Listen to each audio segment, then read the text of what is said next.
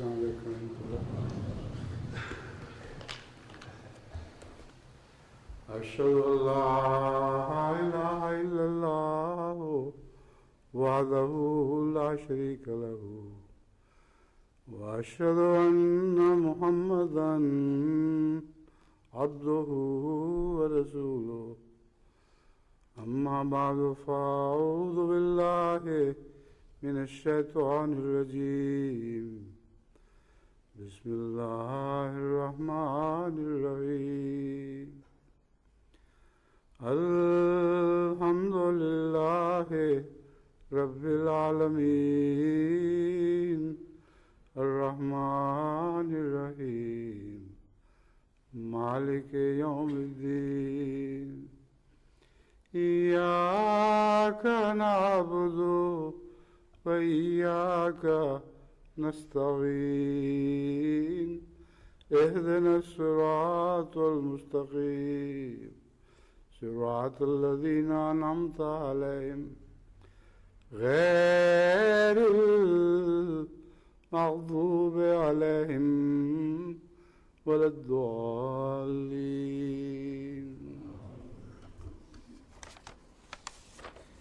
قل إن كنتم تحبون الله فاتبعوني يحببكم الله ويغفر لكم ذنوبكم والله غفور رحيم. تو کہہ دے اگر تم اللہ سے محبت کرتے ہو تو میری پیروی کرو. اللہ تم سے محبت کرے گا اور تمہارے گناہ بخش دے گا اور اللہ بہت بخشنے والا اور بار بار رحم کرنے والا ہے. اس آیت کریمہ میں ایک عجیب انداز اختیار کیا گیا ہے کہ اگر تمہیں واقعی اللہ سے محبت ہے تو یہ نہیں فرمایا کہ پھر اللہ تم سے محبت کرے گا، بلکہ فرمایا فاتبعونی کہ اے رسول تو یہ اعلان کر دے کہ محبت کرنے والے اگر سچے ہیں دعوے میں تو پھر میرے پیچھے چل کے دکھائیں. خدا سے سچی محبت جیسے حضرت صلی اللہ علیہ وسلم نے فرمائی ویسی دنیا میں کبھی کسی نبی نے بھی ایسی سچی محبت نہیں کی. تو اس کا کیسا عمدہ جواب ہے. تم اگر محبت کرتے ہو مراد ہے محبت کے دعوے دار ہو فتبعونی تو میرے پیچھے چلو. اگر تم میری پیروی کرو گے تو اللہ تم سے محبت کرے گا ورنہ نہیں. اور اس کے علاوہ ایک اور کام بھی ہے جو اس سے تمہارا حل ہو جائے گا. تم بہت گناہ گار ہو اور اللہ جب تم سے محبت کرے گا رسول اللہ صلی اللہ علیہ وسلم کی پیروی کے نتیجے میں تو وہ تمہارے گناہ بھی بخش دے گا. اب حضرت صلی اللہ علیہ وآلہ وسلم در حقیقت بے گناہ تھے. کسی معاملے میں بھی آپ نے کبھی گناہ نہیں کیا، لیکن یہ ضروری ہے کہ جو گناہ نہیں کرتا اس کو بھی اللہ تعالیٰ اپنے فضل سے ہی بخشتا ہے جیسا کہ حدیث میں آتا ہے. تو حضرت صلی اللہ علیہ وآلہ وسلم کی پیروی کے نتیجے میں اللہ کا فضل نازل ہوگا اور تمہارے پچھلے گناہ بخشے جائیں گے. واللہ غفور الرحیم بخشنے کے لحاظ سے غفور اور بار بار رحم کرنے کے لحاظ سے رحیم فرمایا ہے.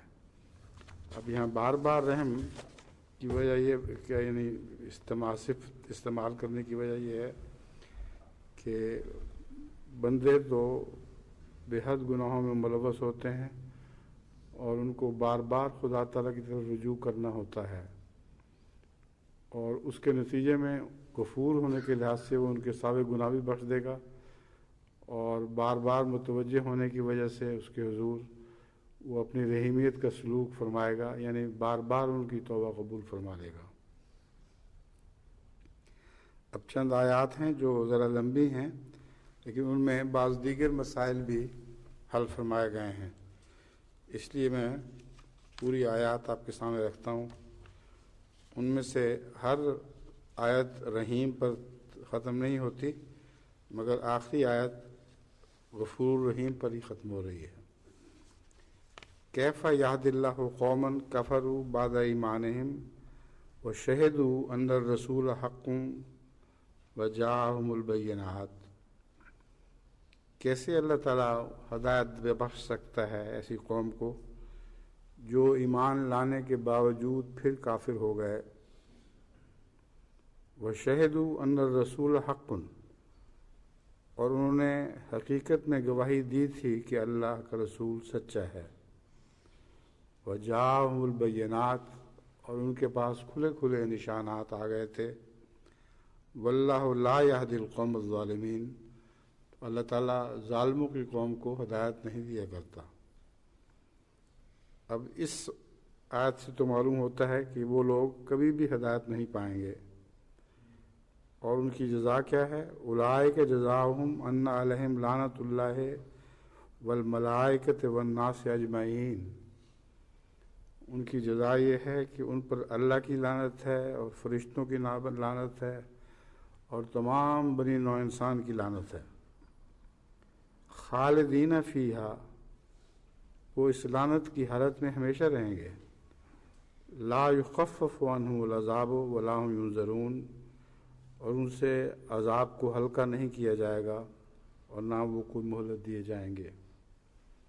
اور اتنے قطعی فیصلوں کے بعد پھر بھی اللہ کی رحیمیت کار فرما ہے اور اس کی غفوریت بھی کار فرما ہے. فرمایا الا الذین تابوا من بعد ذلک، اتنے گناہ کرنے کے باوجود جو لوگ خدا کے حضور جھک جائیں گے توبہ کرتے ہوئے، واصلحوا، لیکن شرط یہ ہے کہ وہ اپنی ساتھ اصلاح بھی کر لیں. صرف زبانی توبہ نہیں، سچی توبہ کا مطلب ہے اس کے بعد اس کی اصلاح بھی ہو. فإن اللہ غفور رحیم، تو ان سارے گناہوں کے باوجود اللہ کو بہت ہی بخشنے والا اور بار بار رحم کرنے والا پائیں گے. ایک اور آیت ہے لیس لک من الامر شیء او یتوب علیہم او یعذبہم فانہم ظالمون، کہ تیرے لیے دو ہی تو رستے ہیں، ان کے سوا تیسرا کوئی رستہ نہیں جو تو اختیار کر سکے. یا تو ان کو کی توبہ قبول کر لے، یعنی اس سے قطع نظر اس کے کہ وہ سچی توبہ کر رہے ہیں یا جھوٹی توبہ کر رہے ہیں، اصل توبہ کا حال تو اللہ ہی کو علم ہے. لیکن جو زبان سے توبہ کرتے ہوئے رسول اللہ اس کے حضور حاضر ہوتے ہیں تو ان کی توبہ قبول کر لے. اور یعذبہم، یا دوسری صورت یہ ہے کہ توبہ قبول نہ کرے اور ان کو اپنے ان کے گناہوں کی سزا دے. فإنہم ظالمون، بس ہر صورت میں وہ ظالم ہی ہیں، یعنی تو ان کی توبہ قبول کرے یا نہ کرے اس میں تو کوئی شک نہیں کہ وہ لوگ ظالم ہیں. وَلِلَّهِ مَا فِي السَّمَاوَاتِ وَمَا فِي الْأَرْضِ، اور اللہ ہی کا ہے جو آسمانوں میں ہے اور زمین میں ہے. یغفر لمن یشاء ویعذب من یشاء، جس کو چاہتا ہے بخش دیتا ہے، جس کو چاہتا ہے عذاب دیتا ہے. واللہ غفور الرحیم، اور اللہ تعالیٰ بہت بخشنے والا اور بار بار رحم کرنے والا ہے.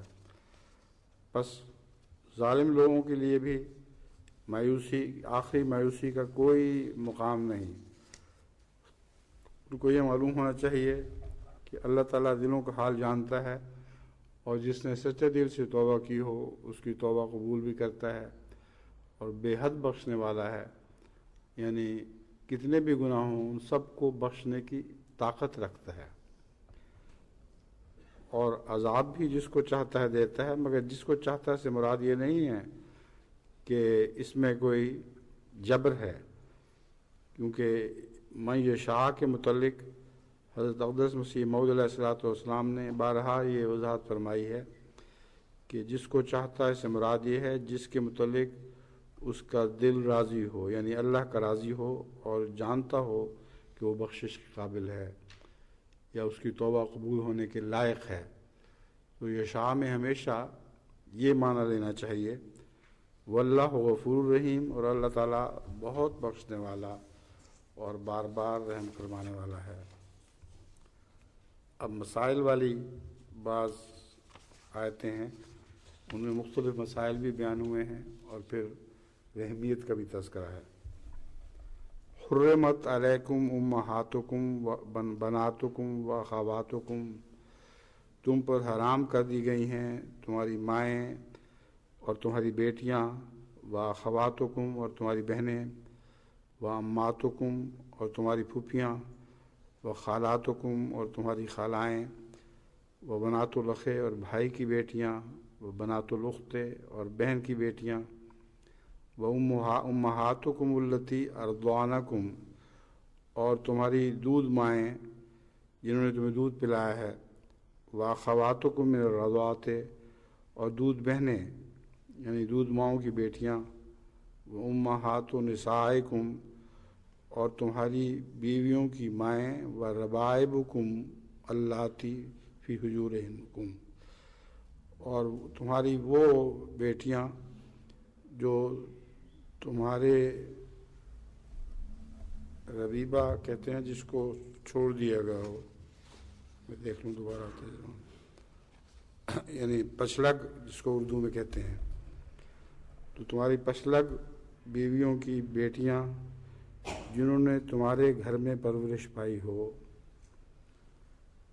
उन मिनन निसाइल लाती दखलतुम बिहिन्ना, उनकी बेटियां जिनसे तुम्हारे अज़दवाजी ताल्लुक़ात कायम हो चुके हों, फ़इन लम तकूनु दखलतुम बिहिन्ना और अगर तुम्हारे उनसे अज़दवाजी ताल्लुक़ात कायम ना हुए हों तो फिर तुम पर कोई गुनाह नहीं है। वह हलाइल अबनाइकुम और तुम्हारे बेटों की बीवियाँ जो आज़ाद जो तलाक़शुदा हों या अलग हो चुकी हों, अल्लज़ीना मिन अस्लाबिकुम उन बेटों की बीवियाँ मुतलक़ा या बेवाएँ जो तुम्हारी अपनी ज़ुर्रियत में से हों, वान तजमऊ बैनुल उख्तयैन और ये भी हराम कर दिया गया है कि तुम्हारे दो बहनें तुम एक अपने अक़द में ले आओ। हाँ, जो कुछ पहले गुज़र चुका सो गुज़र चुका। इन्नल्लाह गफ़ूर रहीमा, यकीनन अल्लाह ताला बहुत बख्शने वाला और बार बार रहम फरमाने वाला है। तो ये सारे बातें जो हराम थीं, अरबों में से बहुतों ने इन गुनाहों का इर्तिकाब किया था और बावजूद इसके कि ये संगीन गुनाह हैं, फिर भी अल्लाह ताला फरमाता है कि अल्लाह ताला बार बार बख्शने वाला और बार बार रहम फरमाने वाला है।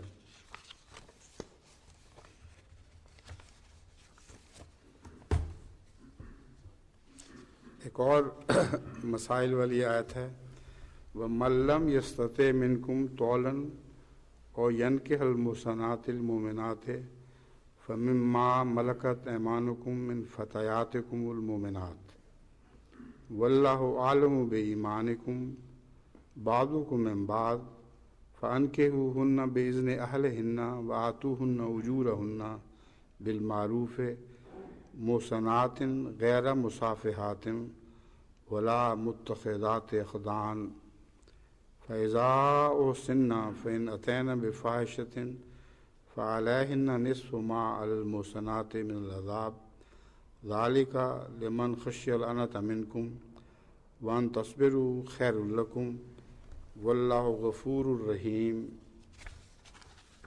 यहाँ आखिर पर बहुत बख्शने वाला और बार बार रहम फरमाने वाले का जिक्र फरमाया है।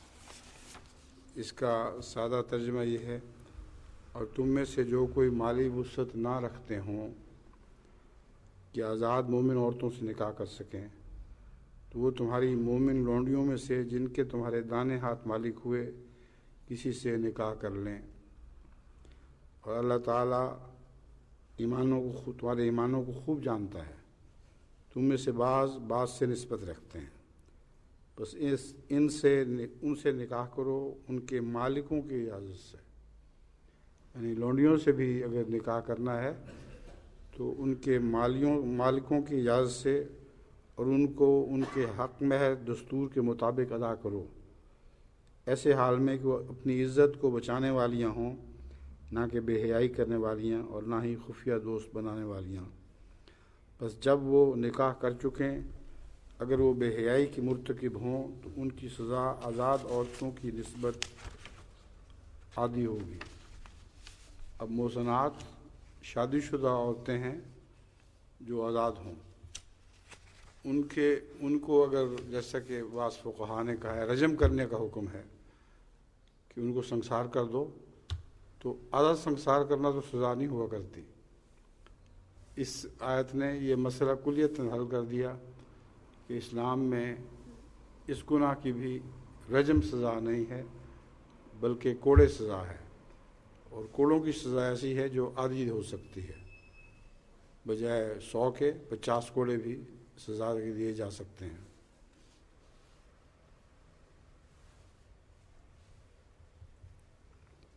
بس جب وہ نکاح کر چکیں اور اگر وہ بے حیائی کی مرتکب ہوں تو ان کی سزا آزاد عورتوں کی سزا کی نسبت عادی ہوگی۔ یہ رعایت اس کے لیے ہے جو تم میں سے گناہ سے ڈرتا ہو، اور تمہارا صبر کرنا تمہارے لیے بہتر ہے، اور اللہ بہت بخشنے والا اور بار بار رحم فرمانے والا ہے۔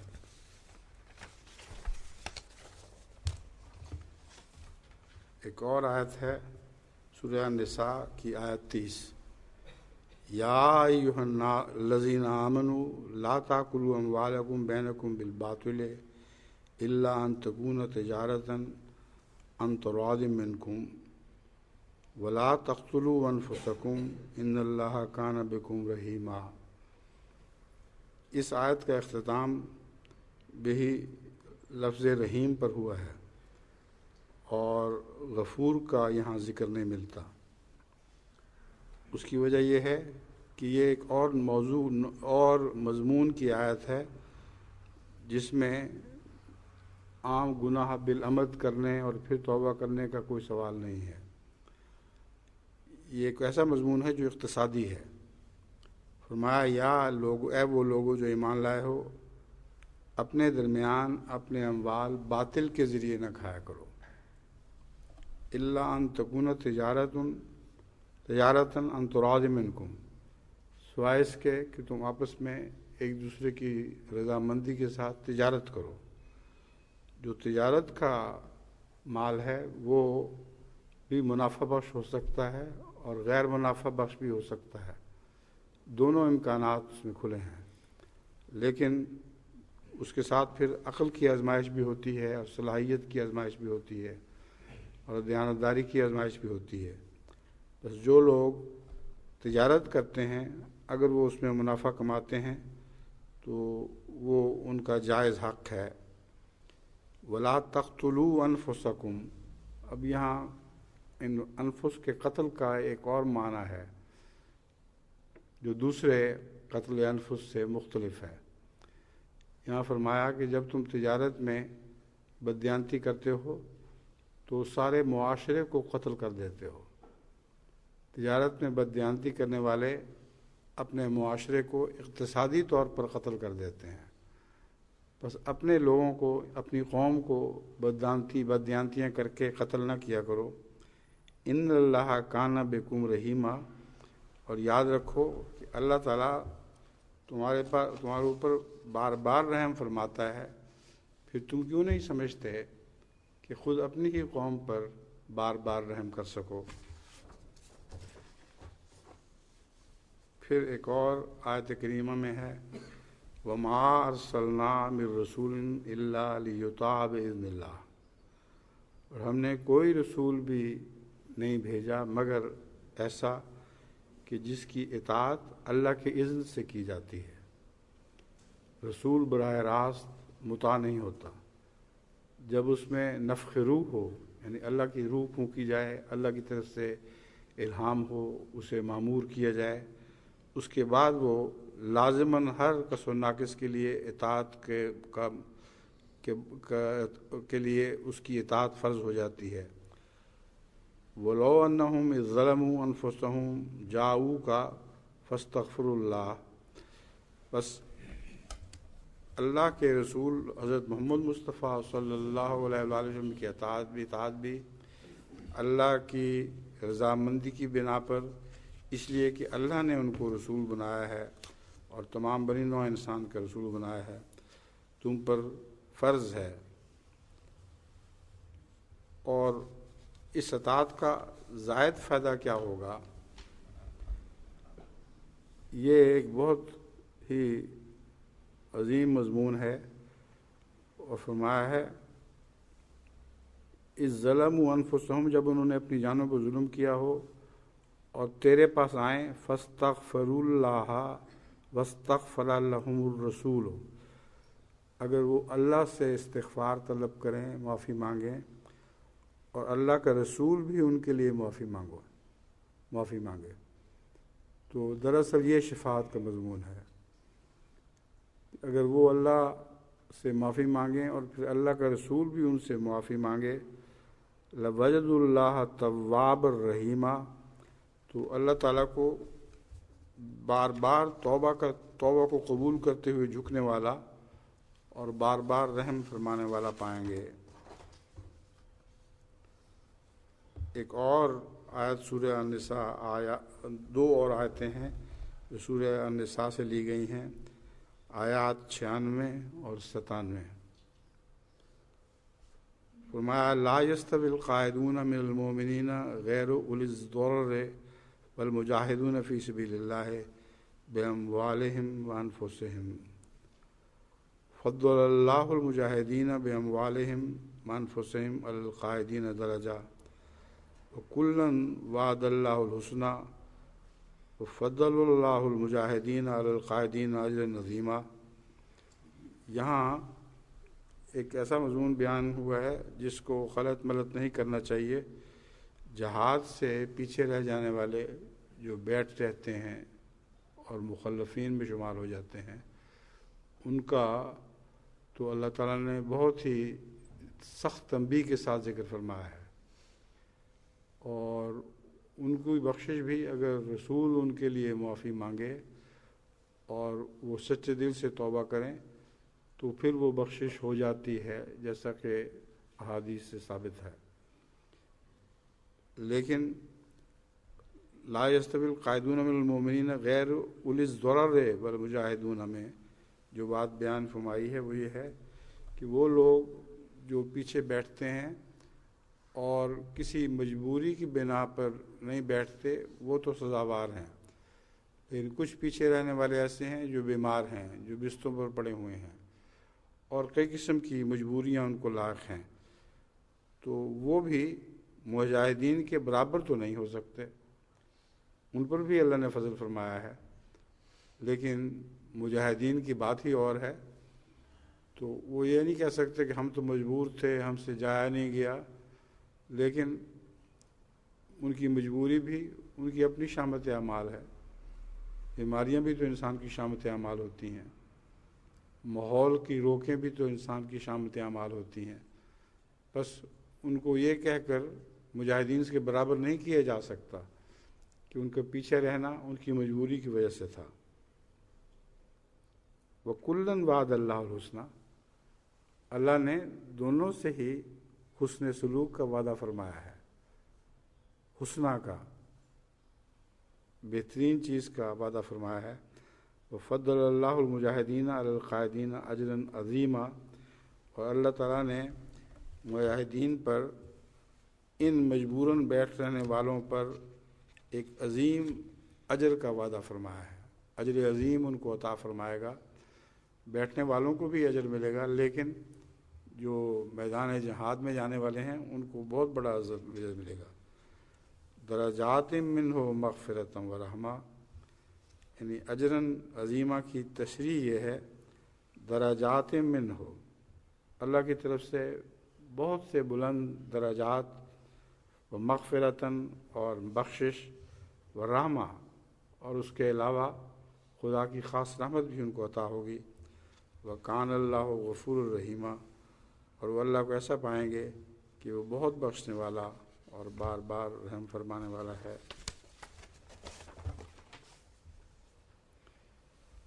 ایک آیت سورہ نساء سے لی گئی ہے جو آیت 101 ہے۔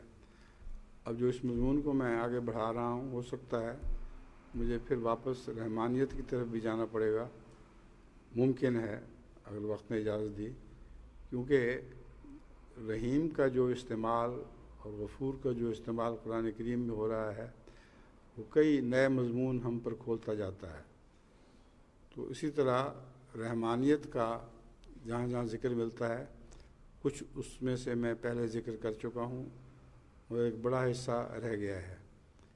اگر میں نے مناسب سمجھا تو پھر رحمانیت بھی قرآن کریم کی آیات کی روشنی میں آپ کے سامنے واضح کر کے پیش کروں گا۔ فرمایا وَمَن يُهَاجِرْ فِي سَبِيلِ اللَّهِ يَجِدْ فِي الْأَرْضِ مُرَاغَمًا كَثِيرًا وَسَعًا، جو بھی اللہ کے لیے ہجرت اختیار کرتا ہے، اور ہمارے ہجرت کرنے والے بھائی سب یاد رکھیں، یجد فی الارض مراغمًا کثیرا وسعا، وہ ہجرت میں ان کے لیے اپنے لیے بڑی فراخی پائیں گے، اور گھروں کی فراخی بھی ہوگی اور رزق کی فراخی بھی ہوگی۔ وَمَن يَخْرُجْ مِن بَيْتِهِ مُهَاجِرًا إِلَى اللَّهِ وَرَسُولِهِ ثُمَّ يُدْرِكْهُ الْمَوْتُ فَقَدْ وَقَعَ أَجْرُهُ عَلَى اللَّهِ، اور سب سے بڑا وعدہ یہ ہے کہ ہجرت کی حالت میں اگر وہ فوت ہو جائیں گے، اگر ہجرت اللہ ہی کی خاطر تھی، تو پھر وفات کے وقت ان کو بہت بڑا اجر عطا کیا جائے گا، اور اللہ پر یہ اجر فرض ہو چکا، وقع اجرہ علی اللہ، اللہ پر یہ فرض ہو گیا ہے کہ ان لوگوں کے لیے، ایسے مہاجرین کے لیے جو للہ مہاجر بنے ہیں، ضرور اجر عظیم عطا فرمائے گا۔ وَكَانَ اللَّهُ غَفُورٌ الرحیمہ، اور باوجود اس کے کہ ان سے بہت سی غلطیاں بھی ہوئی ہوں گی، پھر بھی وہ اللہ کو بہت بخشش کرنے والا اور بار بار رحم فرمانے والا پائیں گے۔ سورہ النساء کی آیات 106 اور 107 میں آپ کے سامنے رکھتا ہوں۔ اِنَّا أَنزَلْنَا إِلَيْكَ الْكِتَابَ بِالْحَقِّ لِتَحْكُمَ بَيْنَ النَّاسِ بِمَا أَرَاكَ اللَّهُ وَلَا تَكُن لِّلْخَائِنِينَ خَصِيمًا وَاسْتَغْفِرِ اللَّهَ إِنَّ اللَّهَ كَانَ غَفُورًا رَحِيمًا۔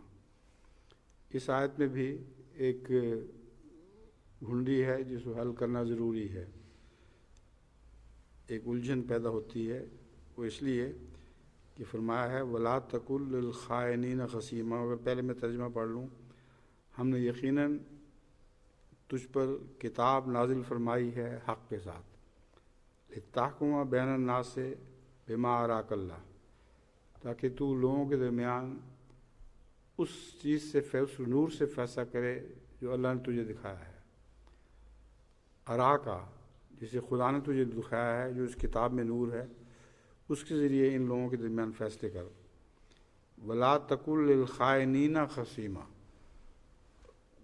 اور خیانت کرنے والوں کے حق میں جھگڑالو نہ بن۔ اب آن حضرت صلی اللہ علیہ وآلہ وسلم سے بعید ہے کہ آپ خیانت کرنے والوں کو جانتے ہوئے کہ وہ خیانت کرنے والے ہیں، ان کے لیے اللہ تعالیٰ سے کوئی حجت کریں، کوئی جھگڑا نعوذ باللہ من ذالک کریں، یہ رسول اللہ صلی اللہ علیہ وسلم کی ذات سے بعید ہے۔ مگر رحمت کے تقاضے کے تابع جن کے متعلق خیال ہو اور خطرہ ہو کہ وہ گناہ گار ہیں اور وہ خدا کے عذاب کے نیچے آ جائیں گے، ان کے لیے بخشش طلب کرنا حضرت ابراہیم کی بھی سنت ہے، اور آن حضرت صلی اللہ علیہ وآلہ وسلم سے بھی بعید نہیں ہے۔ تو یہاں لا تکن للخائنین خصیمہ سے مراد ہرگز یہ نہیں کہ جان بوجھ کر آپ خیانت کرنے والوں کی طرف سے اللہ تعالیٰ سے جھگڑتے تھے، یعنی ان کی بخشش کی وہ بڑے اصرار کے ساتھ طلب فرماتے تھے۔ مراد یہ ہے کہ خائنین بہت سے ایسے بھی ہیں جن کا رسول اللہ صلی اللہ علیہ وسلم کو علم بھی نہیں، لیکن ان کی خیانت کا اللہ کو علم ہے، اور جن کے متعلق رسول اللہ صلی اللہ علیہ وسلم خطرہ محسوس فرماتے تھے کہ وہ عذاب میں مبتلا ہوں، ان کے لیے کثرت سے بار بار استغفار فرمایا کرتے تھے۔ پھر اسی لیے فرمایا واستغفر اللہ، کہ ان کے لیے اللہ سے بخشش طلب کر۔ واستغفر اللہ کے دو مفہوم ہیں، ایک تو یہ ہے کہ تو اپنے لیے بخشش طلب کر کہ اگر لا علمی میں ان خیانت کرنے والوں کی خاطر تو نے دعائیں کی ہیں تو اللہ وہ معاف فرما دے، اور دوسرا ہے واستغفر اللہ، کہ ان خائنین کے لیے اللہ سے ان کی خاطر بخشش طلب کر، ان اللہ کان غفور الرحیمہ، اللہ تعالیٰ تو بہت بار بار مغفرت فرمانے والا اور بار بار رحم فرمانے والا ہے۔ ایک اور آیت ہے سورہ النساء آیت 111، وَمَن يَعْمَلْ سُوءًا أَوْ يَظْلِمْ نَفْسَهُ ثُمَّ يَسْتَغْفِرِ اللَّهَ يَجِدِ اللَّهَ غَفُورًا رَحِيمًا، کہ جو کوئی بھی برائی کرے یا اپنے نفس پر ظلم کرے، برائی تو عام برائی مراد ہے اور نفس پر ظلم کرنا بہت سخت برائی مراد ہے، اس میں غلطی سے شرک بھی داخل ہو جاتا ہے، غلطی سے پہلے کسی نے شرک کی ہو، جیسے صحابہ پہلے مشرکی تھے اور اپنی وفات سے پہلے چونکہ وہ توحید پرست ہو گئے، اس لیے ان سے اللہ تعالیٰ نے بخشش کا معاملہ فرمایا۔ پھر وہ اللہ تعالیٰ سے بخشش طلب کرے، یجد اللہ غفور الرحیمہ، تو مایوس نہ ہو، کیسے بھی گناہ ہوں، کیسی بھی غلطیاں ہوں، اگر سچے دل سے وہ اللہ تعالیٰ سے بخشش طلب کرتا ہے تو اللہ تعالیٰ کو بار بار بخشنے والا اور بار بار رحم فرمانے والا پائے گا۔ پھر سورہ النساء کی ایک اور آیت ہے 130، وَلَن تَسْتَطِيعُوا أَن تَعْدِلُوا بَيْنَ النِّسَاءِ وَلَوْ حَرَصْتُمْ فَلَا تَمِيلُوا كُلَّ الْمَيْلِ فَتَذَرُوهَا الْمُعَلَّقَةَ وَإِن تُصْلِحُوا وَتَتَّقُوا فَإِنَّ اللَّهَ كَانَ غَفُورًا رَحِيمًا۔ عدل کا دو شادیوں کے متعلق بہت تاکیدی حکم ہے، اور ایسا حکم ہے کہ دو شادیوں کی اجازت سے پہلے بھی انصاف کرنے کی تاکید فرمائی گئی، اور اس اجازت کے مان بعد بھی عدل کی تلقین فرمائی گئی کہ خبردار یاد رکھو، اگر تم انصاف نہیں کر سکتے تو پھر دو شادیاں نہ کرو، پھر ایک ہی بہتر ہے۔ تو اس تکرار کے باوجود فرمایا ہے، اس کے باوجود تم محبت کے معاملے میں ان سے عدل نہیں کر سکو گے، کیونکہ یہ دل کا معاملہ ہے۔ بولو حرص تم، یہاں تک کہ تمہیں خواہ کتنی ہی شدید خواہش ہو، حرص ہو اس بات کی کہ تم عدل کرو، پھر بھی عدل نہیں کر سکو گے۔ اور حضرت صلی اللہ علیہ وآلہ وسلم بھی اپنی طبعی محبت کے جذبے سے مجبور تھے، اور یہ کہنا کہ ہر بیوی سے برابر محبت کرتے تھے یہ آپ کے بس میں ہی نہیں تھا۔ ولو حرصتم، اگرچہ آپ کو شدید خواہش تھی کہ میں سب سے ایک طرح ہی محبت کر سکوں، مگر اتنا تو کرو، فلا تمیلوا کل المیل فتذروها کالمعلقہ، کسی ایک کی طرف اتنا میلان نہ کرو کہ دوسری جو ہے وہ معلقہ کی طرح لٹکی ہوئی بیچ میں رہ جائے۔ اب یہ جو مضمون ہے یہ رسول اللہ صلی اللہ علیہ وسلم پر تو صادق آ ہی نہیں سکتا، کبھی آپ نے ایسی حرکت نہیں کی، ایسی بات نہیں کی جس سے کسی ایک بیوی کو گویا معلقہ کر کے چھوڑ دیا گیا ہو، لیکن یہ مضمون آپ کی نسبت سے، آپ کی وساطت سے امت کو تلقین فرمائی جا رہی ہے۔ یعنی تم جب دو شادیاں کرو گے رسول اللہ صلی اللہ علیہ وسلم کی سنت سمجھتے ہوئے اور یہ کہتے ہوئے کہ ہم تو سنت پر عمل کر رہے ہیں، ہم دو شادیاں کریں گے، سوچنا چاہیے کہ دو شادیوں کے ساتھ کچھ شرطیں بھی ہیں جو عدل کی ہیں، اور عدل کی شرطیں اتنی کڑی ہیں کہ ان میں محبت کے معاملے میں بھی، پیار کے معاملے میں بھی عدل کی تلقین ہے۔ تم ہوتے کون ہو کہ اتنے بڑے عدل کے دعوے کرتے ہو؟ اس لیے اگر کچھ نہیں کر سکتے تو کم سے کم کسی اپنی بیوی کو معلقہ کے طور پر نہ چھوڑ دو کہ لٹکی بھی رہ جائے۔ اور کئی بزرگوں کی زندگی کے بھی ایسے واقعات ملتے ہیں جو انہوں نے اپنی غفلت کی وجہ سے اپنی بیویوں کو معلقہ چھوڑ دیا، اور نہ وہ ادھر کی رہیں نہ وہ ادھر کی رہیں، نہ طلاق ہوئی کہ وہ آگے کسی سے شادی کر سکیں، نہ وہ طلاق چاہتی تھیں کہ آگے کسی سے شادی کریں۔ بس تم ایسے لوگ نہ بنو کہ پھر اگر محبت نہیں کر سکتے تو معلقہ کے طور پر چھوڑ دو۔ ایسی صورت میں ایک ہی شادی کا حکم ہے، پھر لازماً ایک ہی شادی کرنی ہوگی۔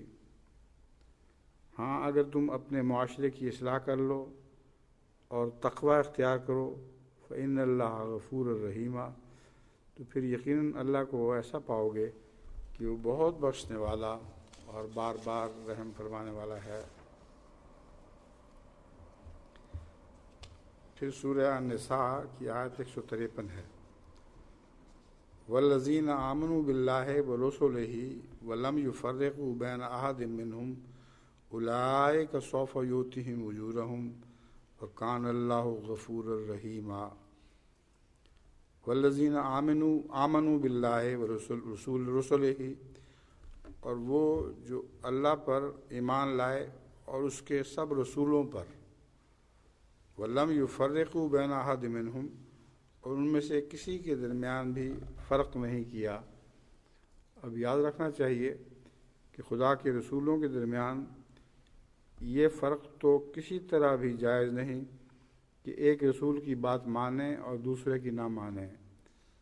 تمام رسولوں کی اطاعت اللہ کی وجہ سے ہوتی ہے، اور ان کے درمیان یہ فرق ہرگز جائز نہیں کہ ایک رسول کی بات مان لو اور دوسرے کی نہ مانو۔ ہر رسول کی بات ماننی پڑے گی، کیونکہ ہر رسول کا حکم اللہ ہی کی طرف سے ہوتا ہے۔ فرمایا ان کے درمیان فرق نہ کریں، ان کو اللہ تعالیٰ ضرور ان کا اجر عطا فرمائے گا، مگر درجات میں جو فرق ہے یہ قرآن کریم سے ثابت ہے۔ جہاں تک بندے کا تعلق ہے، بندہ کسی رسول کے درمیان وہ فرق نہیں کرتا جو اطاعت کا فرق ہے۔ جہاں تک اللہ تعالیٰ کا تعلق ہے، ہر رسول کی اطاعت کو پر نظر رکھتے ہوئے، اس کے جذبہ اطاعت کو سمجھتے ہوئے، اس کے اسلام کی کیفیت کو سمجھتے ہوئے کہ کس طرح اس نے اپنے آپ کو اللہ کے سپرد کر دیا ہے، وہ رسولوں کے درمیان درجات کا فرق کرتا ہے۔ جیسے کہ حضرت ابراہیم اور حضرت رسول اللہ صلی اللہ علیہ وسلم تمام گزشتہ رسولوں سے درجات میں بڑھ کر تھے۔ حضرت ابراہیم تو پہلوں سے بڑھ کر تھے، حضرت رسول اللہ صلی اللہ علیہ وسلم بعد میں آنے والوں سے بھی بڑھ کر تھے۔ بس یہ گہرا مضمون ہے جس کو اس یہاں تفصیل سے بیان کرنے کی ضرورت نہیں، اور اتنا یاد رکھیں کہ اللہ تعالیٰ درجات کا فرق ضرور رکھتا ہے، جو وہ کرتا ہے ہمیں کرنے کی اجازت نہیں ہے، کیونکہ ہم سمجھ نہیں سکتے، سوائے اس کے کہ اللہ نے ہم پر خود کھول دیا ہو۔ بس رسول اللہ صلی اللہ علیہ وآلہ وسلم کو خاتم النبیین تسلیم کرتے ہیں، اس لیے کہ اللہ نے بتایا ہے۔ رسول اللہ صلی اللہ علیہ وسلم کی فضیلت کی بہت سی باتیں خدا نے بیان فرمائی ہیں، اور بہت سی ایسے ہیں جو خدا نے تو بیان فرمائی ہیں مگر رسول اللہ کو بیان فرمائی ہیں۔ قرآن میں ہمیں ان کا تذکرہ نہیں ملتا، مگر رسول اللہ صلی اللہ علیہ وآلہ وسلم نے آگے بیان فرمائی ہیں۔ وہ اس لیے کہ وہ آپ کے پاس امانت تھی کہ ان لوگوں کو حضور صلی اللہ علیہ وآلہ وسلم کے اعلیٰ درجات کا علم ہو، مگر اس میں بھی انکساری کی حد یہ ہے کہ آپ اپنا نام لے کر وہ باتیں بیان نہیں فرمایا کرتے تھے، بلکہ یہ فرمایا کرتے تھے کہ اللہ کا ایک بندہ ایسا تھا جس نے یہ کچھ کیا، اللہ کا ایک رسول ایسا تھا جس نے یہ کچھ کیا، اور وہ رسول آپ خود ہی ہوا کرتے تھے۔ تو عمومی ذکر میں اپنے آپ کو داخل کر کے وہ جو دل میں ایک حجاب ہوتا تھا، اس کی وجہ سے اپنی انکساری کی حفاظت فرما لی۔ پھر فرمایا ہے اولئک سوف یؤتیہم اجورہم، جو اللہ اور رسولوں کے درمیان فرق نہیں کرتے ان کو اللہ تعالیٰ ضرور اجر دے گا۔ وکان اللہ غفور الرحیم، اور اللہ تعالیٰ بار بار بخشنے والا اور بہت رحم فرمانے والا ہے۔ یہاں اللہ اور رسول کے درمیان فرق نہ کرنا ایک بہت ہی گہرا بنیادی حکم ہے جو اہل کتاب کے دعووں کی نفی کرتا ہے۔ وہ کہتے ہیں ہم کتاب کو تو مانتے ہیں جو اللہ کا حکم ہے، اور رسول کی جو سنت اور رسول کی جو حدیثیں ہیں وہ ہم نہیں مانتے، کیونکہ پتہ کوئی نہیں، حالانکہ اس کا پتہ کرنا بہت آسان تھا کہ حضرت صلی اللہ علیہ وآلہ وسلم کی سنت اور حدیث میں اور قرآن کی آیات میں فرق ہے ہی کوئی نہیں۔ ہر سنت کی بنیاد قرآنی آیات میں ہے، ہر حدیث کی بنیاد جو سچی حدیث ہے قرآنی آیات میں ہے۔ تو سر تسلیم خم کرتے ہوئے اللہ اور اس کے رسول کے درمیان فرق نہیں کرنا چاہیے تھا۔ بس اہل کتاب نے تو یہ نیا عقیدہ گھڑ کر خود اپنے پاؤں پر کلہاڑی مار لی ہے۔ اب ایک حدیث میں آپ کے سامنے کھول رکھتا ہوں۔ حضرت ابو ہریرہ رضی اللہ تعالیٰ عنہ سے مروی ہے کہ حضور صلی اللہ علیہ وسلم نے فرمایا، تم میں سے کسی کے لیے اس کا عمل ہرگز نجات کا باعث نہیں بنے گا۔ صحابہ نے عرض کیا رضوان اللہ علیہم، یا رسول اللہ، کیا آپ کے لیے بھی نہیں؟ آپ نے فرمایا، ہاں میرے لیے بھی نہیں، سوائے اس کے کہ اللہ تعالیٰ اپنی رحمت سے مجھے ڈھانپ لے۔ اور رحمت سے ڈھانپنے کا مضمون ایسا ہے جس کے متعلق ایک ذرہ بھی شک نہیں، کیونکہ آپ کو رحمت للعالمین قرار دیا ہے۔ تو ایسی رحمت سے ڈھانپا ہے جس نے تمام بنی نوع انسان پر سایہ کر دیا ہے۔ بس حضرت صلی اللہ علیہ وآلہ وسلم کا فرمانا کہ میں بخشا جاؤں گا تو رحمت سے بخشا جاؤں گا، یہ مضمون اس آیت کے حوالے سے سمجھنے کے لائق ہے، اس حدیث کے حوالے سے سمجھنے کے لائق ہے کہ رحمت سے ہی تو بخشے جائیں گے، مگر اللہ نے آپ پر بہت رحمت فرمائی ہے، اور اتنی رحمت فرمائی ہے کہ تمام بنی نوع انسان کے لیے اور بنی نوع انسان کے علاوہ حیوانوں کے لیے بھی آپ رحمت تھے۔ لیکن اس معاملے میں یہ بات میں واضح کر دینا چاہتا ہوں کہ اس کے باوجود عمل کو ایک دخل ہے، اور عمل سے انسان مستغنی نہیں ہو سکتا۔ یہ کہہ دے کہ اللہ کی رحمت ہے بخش دیا جاؤں گا، یہ جھوٹ ہے۔ رسول اللہ صلی اللہ علیہ وسلم کی وساطت سے بھی بخشش کا خیال اگر آپ کی شفاعت کے اہل انسان نہ ہو، یہ خیال کر لینا کہ میں بخش دیا جاؤں گا، ہمارا ایک رسول ہے جو بہت رحمت کرنے والا ہے، یہ جھوٹا خیال ہے۔ حضرت رسول کریم صلی اللہ علیہ وآلہ وسلم کے ساتھ تعلق کی بنیادی شرط ہوئی ہے، ان کنتم تحبون اللہ فاتبعونی یحببکم اللہ، کہ اگر تم واقعی اللہ تعالیٰ سے محبت کرتے ہو، اور محض دعویٰ نہیں ہے، تو جس نے واقعی محبت کی تھی اس کے پیچھے چلنا تمہارے لیے مشکل نہیں ہوگا۔ بس رسول کے پیچھے چل سکتے ہو تو پھر تمہارا دعویٰ سچا ہوگا، یحببکم اللہ، اللہ ضرور پھر تم سے محبت فرمائے گا۔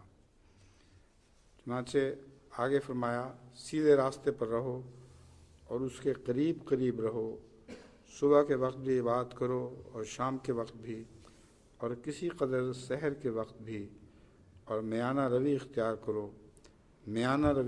کرو، اسی طرح ذریعہ سے تم اپنی مراد کو پہنچو گے۔ اب حضرت مسیح موعود علیہ الصلوۃ والسلام کے چند اقتباس میں آپ کے سامنے رکھتا ہوں۔ رحیمیت کے مفہوم میں نقصان کا تدارک کرنا لگا ہوا ہے۔ حدیث میں آیا ہے کہ اگر فضل نہ ہوتا تو نجات نہ ہوتی، یہ وہی حدیث ہے جو بھی آپ کو پڑھ کے سنا دی گئی ہے۔ ایسا ہی حدیث سے معلوم ہوتا ہے کہ حضرت عائشہ صدیقہ رضی اللہ تعالیٰ عنہ نے آپ سے سوال کیا کہ یا حضرت، کیا آپ کا بھی یہی حال ہے؟ آپ نے سر پر ہاتھ رکھا اور فرمایا ہاں۔ پھر حضرت مسیح علیہ السلام فرماتے ہیں، رحیم اللہ تعالیٰ کی وہ صفت ہے جس کا تقاضا ہے کہ محنت اور کوشش کو ضائع نہیں کرتا، بلکہ ان پر ثمرات اور نتائج مترتب کرتا ہے۔ اگر انسان کو یہ یقین ہی نہ ہو کہ اس کی محنت اور کوشش کو پھل لاوے گی تو پھر وہ سست اور نکما ہو جائے گا۔ یہ صفت انسان کی امیدوں کو وسیع کرتی اور نیکیوں کے کرنے کی طرف جوش سے لے جاتی ہے۔ اور یہ بھی یاد رکھنا چاہیے کہ رحیم قرآن شریف کی اصطلاح میں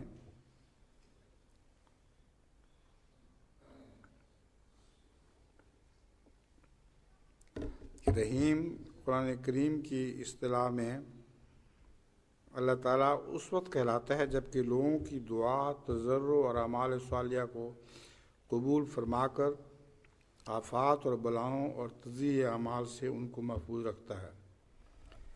یعنی رحیمیت تقاضا کرتی ہے کہ اس سے کچھ مانگا جائے، اور مانگنے کے لیے عمل ضروری ہے۔ وہ عمل الصالح یرفعہ، قرآن کریم میں اللہ تعالیٰ فرماتا ہے کہ جو خدا انسان کی دعائیں ہیں ان کو اس کا عمل صالح رفعت دیتا ہے۔ عمل صالح کی وجہ سے وہ دعائیں قبولیت کا درجہ پاتی ہیں اور آسمان کی بلندی تک پہنچتی ہیں۔ تو فرمایا اگر تم رحیمیت چاہتے ہو تو ضروری ہے کہ تم اعمال صالحہ بجا لاؤ اور بار بار اللہ کی طرف جھکتے رہو اور اس سے رحم کے طالب رہو۔ ایسی صورت میں اللہ تعالیٰ جب تم سچے اعمال کے ذریعے اپنی دعاؤں کی مدد کرو گے تو پھر ان دعاؤں کو قبول فرمائے گا۔ فرماتے ہیں رحمانیت تو بالکل عام تھی، لیکن رحیمیت خاص انسانوں سے تعلق رکھتی ہے، اور دوسری مخلوق میں دعا، تضرع اور اعمال صالحہ کا ملکہ اور قوت نہیں، یہ انسان ہی کو ملا ہے۔ اب دیکھیں جانور جتنے بھی ہیں وہ خدا تعالیٰ کی رحمانیت سے تو استفادہ کر رہے ہیں، مگر دعا نہیں کرتے اللہ سے۔ کوئی دعا گو جانور اور غیر دعا گو جانوروں میں آپ جانوروں کو تقسیم نہیں کر سکتے۔ یہ شیر دعا گو تھا، یہ غیر دعا گو تھا، یہ بکری دعا گو تھی، یہ غیر دعا گو تھی۔ سب کے اوپر برابر رحمانیت ہے۔ بس فرمایا رحیمیت کا تقاضا ہے کہ انسان دعا بھی کرے اور تضرع بھی کرے اور اعمال صالحہ کا ملکہ بھی اس کو حاصل ہو۔ یہ قوت انسان ہی کو ملی ہے۔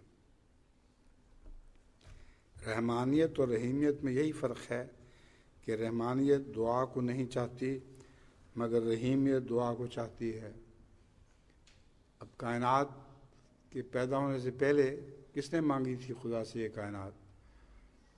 تو رحمانیت اس وقت بھی عمل پیرا تھی جب کہ کوئی چیز وجود میں آئی ہی نہیں تھی، اور یہ انسان کے لیے ایک خلعت خاصہ ہے، اور اگر انسان ہو کر اس صفت سے فائدہ نہ اٹھائے تو گویا ایسا انسان حیوانات بلکہ جمادات کے برابر ہے۔ اب یہ جو مضمون ہے رحمانیت کا، اس کو لفظ جمادات نے پوری طرح کھول دیا کہ جمادات جو بے روح چیزیں ہیں، مادہ ہے، یہ بھی تو اللہ تعالیٰ نے پیدا فرمایا ہے۔ اب مادہ کب اللہ سے مانگنے گیا تھا؟ تو ساری کائنات کو خدا نے اپنی رحمانیت سے پیدا فرمایا، لیکن بخشنے کا جہاں تک تعلق ہے اور بار بار رحم کرنے کا تعلق ہے، اس میں دعا کو ایک مقام حاصل ہے اور دعا ضروری ہے۔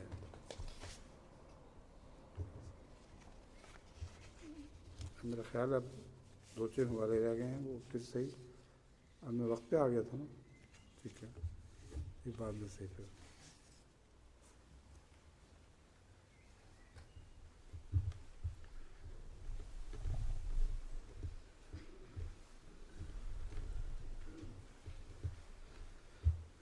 الحمد للہ نحمدہ ونستعینہ ونستغفرہ ونؤمن بہ ونتوکل علیہ ونعوذ باللہ من شرور انفسنا ومن سیئات اعمالنا من یہدہ اللہ فلا مضل لہ ومن یضللہ فلا ہادی لہ ونشہد ان لا الہ الا اللہ وحدہ لا شریک لہ ونشہد ان محمدا